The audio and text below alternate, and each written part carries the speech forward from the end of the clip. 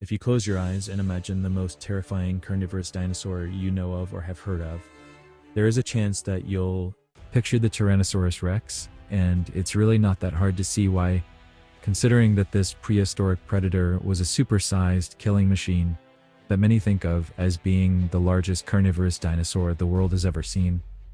And there's certainly no arguing that running into the stomping giant would end in a bad day for most, but in some ways the T-Rex may not have been the scariest prehistoric carnivore out there, as people often overlook the T-Rex likely wasn't some ravenous slayer that gobbled up everything in its path, but rather it was an apex predator that specialized in hunting large, relatively slow prey.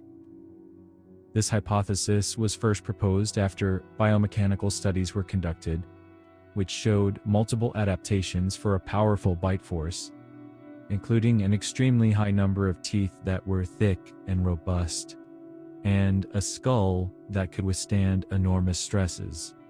This rather surprising find was also further supported by its habitat of late Cretaceous North America, which, at the time of its existence, was home to many large, herbivorous dinosaurs that the T-Rex probably spent the majority of its time hunting.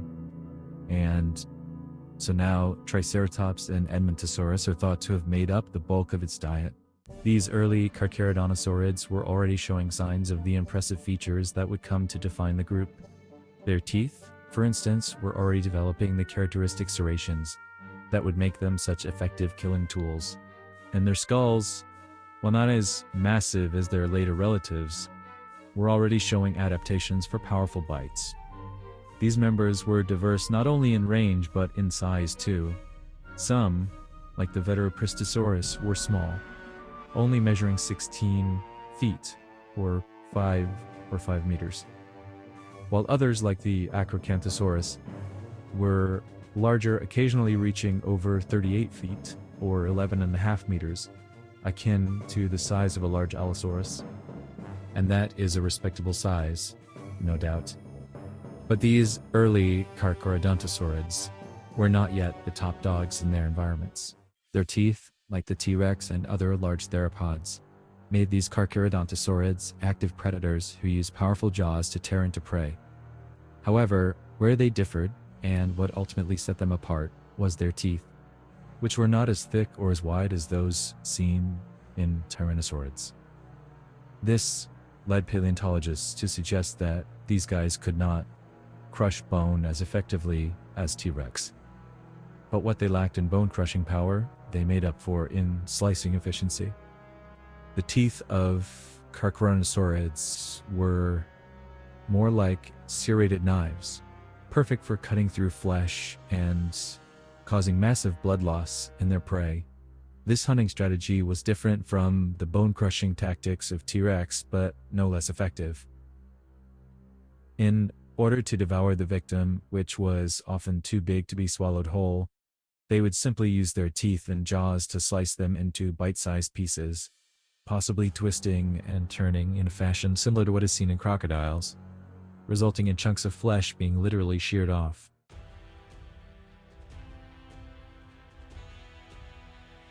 Named after this titanic carnivore, Giganotosaurus inhabited both Argentina and Brazil during the early days of the late Cretaceous period, and was already reaching sizes that rivaled that of the largest theropods of today. In Argentina, specimens seem to have grown to be around 12.5 meters or 41 feet, making them about the same size as the largest known T-Rex specimens. But Giganotosaurus wasn't just a T-Rex clone. Its skull was longer and narrower, with a bite optimized for slicing rather than crushing. Its arms were also significantly larger than those of T-Rex, potentially giving it more grasping power. These differences highlight how these two apex predators, despite their similar sizes, had evolved to fill slightly different niches in their respective ecosystems. At this size, the Giganotosaurus was starting to show just how problematic these Carcharodontosaurids could be. And within its habitat of Cretaceous South America, it's thought that practically every dinosaur and animal around would have been on the menu for adults.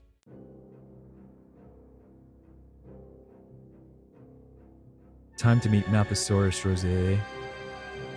The latest estimates suggest a length of anywhere from 12.6 meters or 41 feet to an astounding 15.1 meters or 49.5 feet. At the higher numbers, Maposaurus dethrones T-Rex from its long reign as the world's longest carnivorous dinosaur known to science. It was also ridiculously hefty for a theropod, weighing around 7.3 tons, which is similar to the weight of a large African elephant. But what made Maposaurus truly terrifying wasn't just its size. Fossil evidence suggests that these giants may have hunted in packs. Imagine not just one, but several of these monstrous predators working together to bring down prey. This social behavior, if accurate, would have made Maposaurus one of the most formidable hunting forces in dinosaur history. Maposaurus is thought to have been a mostly pack-hunting creature that prowled around murky, thick forests, where it could have easily set up ambushes on unsuspecting prey that were then dispatched by its powerful jaws and subsequently torn apart by its razor-sharp teeth.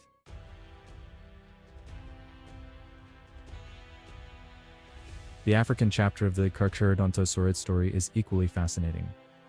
Here, genera like Carcharodontosaurus and Saroniops evolved, reaching sizes that rivaled their South American cousins.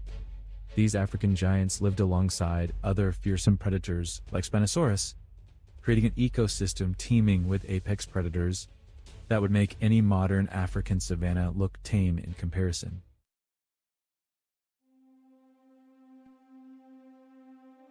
Roughly 83 million years ago, the Saroniops met a predator unlike anything it had ever encountered before. Spinosaurus. It is believed that the Spinosaurus, who set up shop in Africa, made fairly quick work of the Saroniops, and by 83 million years ago they were gone, bringing an end to this ancient family of carnivorous dinosaurs. The fall of the Carcharodontosaurids and the rise of dinosaurs like Spinosaurus marks a significant shift in the dinosaur world. It's a reminder that even the mightiest can fall, and that the only constant in nature is change.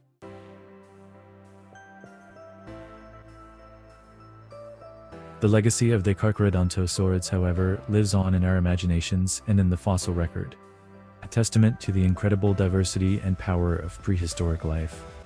Thanks for watching, and until next time.